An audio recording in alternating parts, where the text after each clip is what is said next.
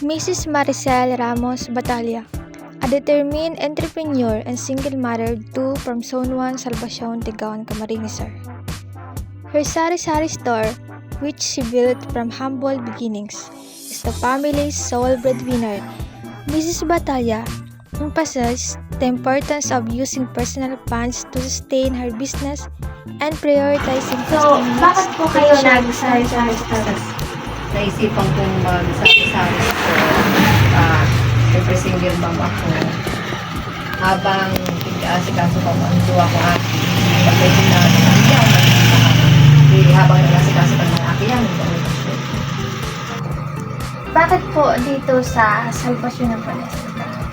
Minut na yun, tagay di kami. Yung nagkaharong ko. Tapos na-eskwelahan baga. Tapos araw mo naman Zone 1. Naroon yung mga center ng Salvacion. Ang pinakarason talaga, tayo din ang harong ko. Yung tagay di talaga ako. Yung sa kapital niyo po, magkano pa yung start? Ang totoo, ang kapital ko talaga din. Dahil bako pang sari-sari store, 5,000. Kaso, nagluluto-luto ako ito. Pero mapagalan magluto, nakamati na ako, pwedeng makamati. Nagtinda akong inyong tindahan. Ang pinuhunan ko lang talaga yan, 3,800. Kasi 5,000 na yan nakabalik sa inyo kung pinuhunan. Sa tindahan talaga, yan 3,800. Pero sa 5,000 po, kabali na po dito sa... Ang itong 5,000 kaya ito, nagkuhan ito ng pagtinda ko kaya itong mga baseball kikya, nag-doktor ba ko ito, nabuto. Pinundo ko, si korta ko kaya ito, yun na lang naipon ko sa 3,800. Yun ang pinuhunan ko sa tindahan. Na-experience nyo na po bang malugi? Ay daiman nalugi. Tapos akong isipon, tapos kung nagpuon kang 3,800 na puhunan. Tapos araw na siya kaya nikadakon, minsan nga ng 3,800 na bibinta ko ng sarong alda. Dahil man ako nalugi ka, so kang time nahan mo, nag-hip-up na si tindahan ko. Ito kay itong time ng bakasyon, nag-nipis si tindahan ko. Pero dahil pa man ako ito nalugi. Kung sususugong si 3,800 na puhunan. Nag-nipis si tindahan ko kang bakasyon, lalo na mga July, August, wala. Mayong klase tapos pagtios ng panahon na ito. Pero dahil man nakabawi man. Pag inispilahan naman, yan, yun man, nakabawi man. Yung nangyari pong pandemic. Ay, kang pandemic, magayon ang garintahan kayo.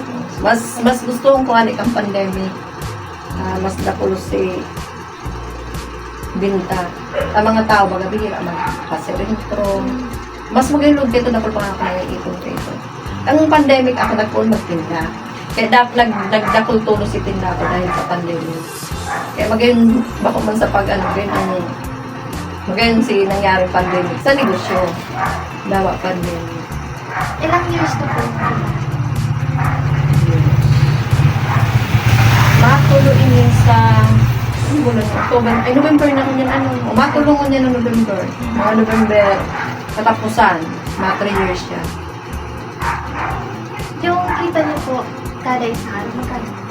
Depende may time man kaya na maluwi ang binta, may time na ano. Pero kung halimbawa, susumahan mo, ako kaya, pagtatandaan ko talagang binta ko kahit sa mga ano, kung ma-estimate ko baga ang kita, ay ang, ito kita mismo sa kita, pwera kang binta. Hanggang mga nasa 450, para sa sarong alga. Pinaka-makasunod po. Yun ang gusto. May time na yan, may mga okasyon, may mga fiesta, yan, kan may alumni dyan, yan, kasi lang, hirap ma'am.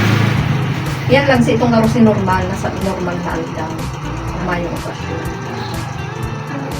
Kailan po pala natin? 2. Elementary. Grade 5, tapos grade 2, parehas pa, elementary.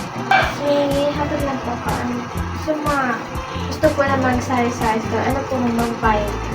Dahil sa pagkasari-sari store, kaya dapat talaga hindi ko consider mo inot na inot puhunan, nakagay-puhunan ka. Kung pwede, mapuhunan ka baka kali sa utang. Kung pwede sa diri mong kwarta. Kasi pag mapuhunan ka pa lang, daw sa dit na sa kuya, at kung 3,800 sa diri mong kwarta. Uli, padikit-dikit. At kung nag-utang ka kaya, ang pinatubo mo ka, minsan nadadarahan pa sa tunan mo, pambayad mo lang sa utang.